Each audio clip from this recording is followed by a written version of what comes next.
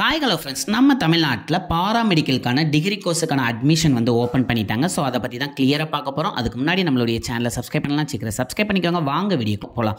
மொத்தம் வந்து paramedical courses வந்து 19 கோர்ஸுக்கான அட்மிஷன் தான் இப்போ தமிழ்நாடு கவர்மெண்ட் வந்து அனௌன்ஸ்மெண்ட் பண்ணியிருக்காங்க.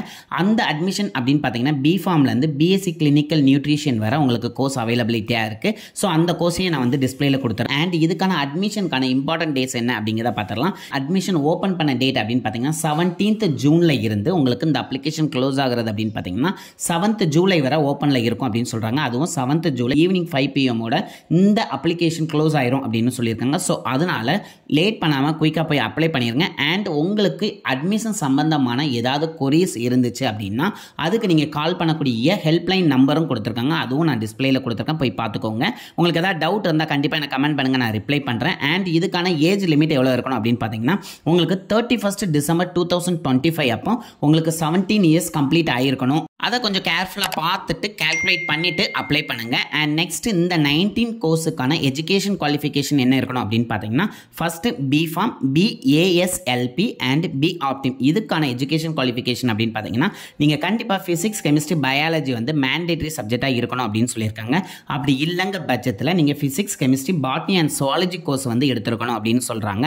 அப்படியே இல்லை அப்படின்னா ஃபிசிக்ஸ், கெமிஸ்ட்ரி, மேத்தமெட்டிக்ஸ் சப்ஜெக்ட்ஸாக வந்து வச்சுருந்தீங்கனாலும் நீங்கள் இந்த 3 கோர்ஸுக்கும் அப்ளை பண்ணலாம் அப்படின்னு சொல்லியிருக்காங்க. இதை தவிர்த்துட்டு நீங்கள் இப்போ மீதி இருக்கக்கூடிய 16 கோர்ஸுக்கான உங்களுடைய எஜுகேஷன் குவாலிஃபிகேஷன் அப்படின்னு பார்த்தீங்கன்னா ஃபிசிக்ஸ், கெமிஸ்ட்ரி, பயாலஜி மேண்டேட்டரியாக இருக்கணும். அப்படி இல்லை அப்படின்னா physics, chemistry, botany and zoology கோர்ஸை வந்து நீங்கள் எடுத்திருந்தால் இந்த 16 கோர்ஸஸ்க்கு நீங்கள் அப்ளை பண்ணலாம்.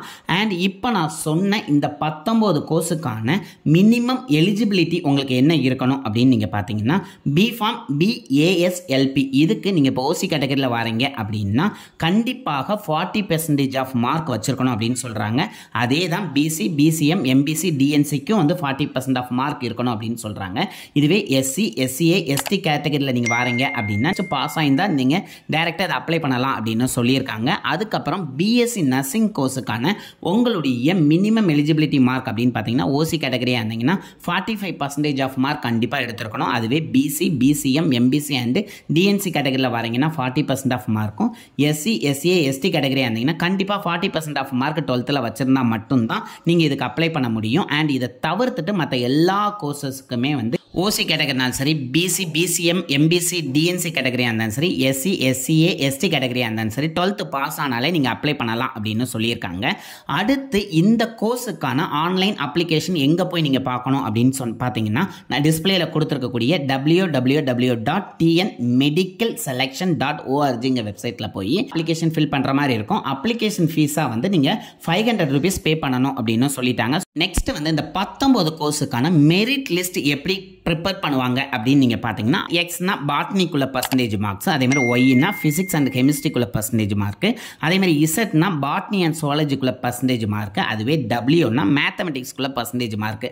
அதை எப்படி இவங்க கால்குலேட் பண்ணுவாங்க 200க்கு அப்படின்னு பார்த்தீங்கன்னா X+Y, அதாவது பயாலஜி அதே மாதிரி ஃபிசிக்ஸ் அண்ட் கெமிஸ்ட்ரி ரெண்டையும் ஆட் பண்ணி அதில் வரக்கூடிய பர்சன்டேஜ் மார்க் இது ரெண்டையும் யூஸ் பண்ணிக்குவாங்க. அப்படி இல்லை அப்படின்னா உங்களுடைய பாட்னி அண்ட் சுவாலஜி ரெண்டையும் சேர்த்து வரக்கூடிய மார்க்கையும் அதே மாதிரி ஃபிசிக்ஸ் அண்ட் கெமிஸ்ட்ரி வரக்கூடிய ரெண்டு சேர்த்து வரக்கூடிய மார்க்கையும் வச்சும் கால்குலேட் பண்ணுவாங்க. அப்படி இல்லை அப்படிங்கிற பட்சத்தில் உங்களுக்கு மேக்ஸ் அதே மாதிரி உங்களுடைய ஃபிசிக்ஸ் அண்ட் கெமிஸ்ட்ரி இது ரெண்டையும் சேர்த்து கொண்டு வரக்கூடிய பர்சன்டேஜ் இந்த மார்க்கை வச்சு உங்களுடைய கட் ஆஃப் அதாவது மெரிட் லிஸ்ட் வந்து ப்ரிப்பேர் பண்ணுவோம் அப்படின்னு சொல்லியிருக்காங்க. நெக்ஸ்ட் நம்ம பார்க்க போகிறது வந்து உங்களுடைய காலேஜ் ஃபீஸ் எப்படி இருக்கும் அப்படின்னு தான் பார்க்க போகிறோம். அதாவது கவர்மெண்ட் காலேஜ் அதே மாதிரி கவர்மெண்ட் எய்டட் காலேஜுக்கான ஃபீஸ், அதாவது செல்ஃப் ஃபைனான்சிங் காலேஜ் ஃபீஸ் அப்படிங்கிறது தான். ஃபர்ஸ்ட் நீங்கள் கவர்மெண்ட் காலேஜில் செலக்ட் ஆகிட்டீங்க அப்படின்னா பெர் இயர் அதாவது வருஷத்துக்கு நீங்கள் 3000 ரூபா கட்டினா போதும். இதுவே செல்ஃப் ஃபைனான்சிங் காலேஜ் எடுக்கீங்க அப்படின்னா அதையும் வந்து ஒவ்வொரு கோர்ஸுக்கும் ஸ்ப்ளிட் பண்ணியிருக்காங்க. நீங்கள் பிஃபார்ம் கோர்ஸ் எடுக்கிறீங்க அப்படின்னா 43,000 பெர் இயருக்கு கட்டணும். அதுவே பிஎஸ்சி நர்சிங் கோர்ஸாக இருந்துச்சுன்னா 45,000, பிபிடி கோர்ஸாக இருந்தீங்கன்னா 33,000, பிஓடி கோர்ஸாக இருந்துச்சுன்னா 33,000 நீங்கள் பே பண்ணுற மாதிரி வரும். இந்த ஃபீஸ் வந்து உங்களுடைய காலேஜ் ஃபீஸ் மட்டும்தான். இது வந்து ஹாஸ்டலோ, டிரான்ஸ்போர்ட்டோ அல்லது மெஸ் சார்ஜஸோ இது இன்க்ளூட் கிடையாது. அது தனியாக தான் அவங்க சொல்லுவாங்க. அதுவும் காலேஜில் போய் தான் கேட்குற மாதிரி இருக்கும். அடுத்து கேட்டகரி வைஸாக எப்படி ஸ்பிட் பண்ணி உங்களுடைய அட்மிஷன் பர்சன்டேஜ் இருக்கும் அப்படின்னு பார்த்துடலாம். இதுவே நீங்கள் ஓசி கேட்டகரியில் வரீங்க அப்படின்னா உங்களுக்கு 100க்கு 31% ஆஃப் சீட்ஸ் வந்து அலாட் பண்ணுறாங்க. அதுவே பிசி கேட்டகரியாக இருந்தீங்கன்னா 30% ஆஃப் சீட்டும், எம்பிசி கேட்டகரியாக இருந்தீங்கன்னா 20% ஆஃப் சீட்டும், எஸ்சி கேட்டகரியில் வரீங்க அப்படின்னா 18% ஆஃப் சீட்டும், எஸ்டி கேட்டகரியில் வரீங்கன்னா 1% ஆஃப் சீட்டும் வந்து அவங்க ஒதுக்குறதா சொல்லியிருக்காங்க. நெக்ஸ்ட் பார்க்க போகிறது தான் வந்து ரொம்ப இம்பார்ட்டண்டான நியூஸ் அப்படின்னே சொல்லலாம். Discontinuation fees. அதாவது நீங்கள் இப்போ காலேஜில் சேர்ந்துட்டீங்க, உங்களுக்கு காலேஜ் பிடிக்கல அல்லது வேறு கோர்ஸ் ஏதாவது கிடைச்சிருக்கு, அதுக்கு மாற போகிறங்க மாதிரி பிளான் இருந்துச்சுன்னா அவங்க கொடுத்துருக்கக்கூடிய டைம் பீரியடில், அது ஒரு கட் ஆஃப் டேட் அப்படின்னு சொல்லுவாங்க, அந்த டைம் பீரியடில் மாறிட்டீங்கன்னா சார்ஜஸ் எதுவும் கிடையாது. இன்கேஸ் அவங்க கொடுத்த கட் ஆஃப் டேட் தாண்டி நீங்கள் டிஸ்கண்டினியூ பண்ணுறீங்க அப்படின்னா கண்டிப்பாக டிஸ்கண்டினியூ ஃபீ அப்படின்னு சொல்லிட்டு 1 lakh rupees வந்து நீங்கள் டிடி எடுத்து த secretary selection committee Kilpauk Chennai 10 அப்படிங்கிறதுக்கு எடுத்து நீங்கள் அவங்களுக்கு பே பண்ணால் தான் உங்களுக்கு டிஸ்கண்டினியூ பண்ணுறக்கூடிய அந்த ரிசிப்டை வந்து அவங்க கொடுப்பாங்க அப்படின்னு சொல்லியிருக்காங்க. ஸோ இதையும் மைண்டில் வச்சுட்டு நீங்கள் வேறு ஏதாவது பிளான் பண்ணுறீங்கன்னா அதுக்கு ப்ராப்பராக பிளான் பண்ணுங்கள். இல்லைனா நீங்கள் வேஸ்ட்டாக 1 lakh கட்டுற மாதிரி இருக்கும். அண்ட் இதனுடைய டீட்டெயில் எல்லாமே வந்து நான் உங்களுக்கு பிடிஎஃப் ஃபார்மேட்டில் வந்து நான் நம்மளுடைய டிஸ்கிரிப்ஷனில் கொடுத்துருதான், போய் பார்த்துட்டு கிளியராக ரீட் பண்ணதுக்கப்புறம் அப்ளை பண்ணுங்கள். ஏன்னா நான் கொடுத்துருக்கிறது ஃபுல் இன்ஃபர்மேஷன் கிடையாது, உங்களுக்கு மெயினாக தேவையான இன்ஃபர்மேஷன் மட்டும் தான் கொடுத்துருக்கேன். உங்களுக்கு அப்ளை பண்ணுறதுல ஏதாவது டவுட் இருக்குது, இல்லை இந்த டீட்டெயில் தெரியலை அப்படின்னு ஏதாவது இருந்தாலும் எனக்கு கண்டிப்பாக கமெண்ட் பண்ணுங்கள், நான் உங்களுக்கு ரிப்ளை பண்ணுறேன். அண்ட் இந்த வீடியோவை நிறைய பேருக்கு ஷேர் பண்ணுங்கள்.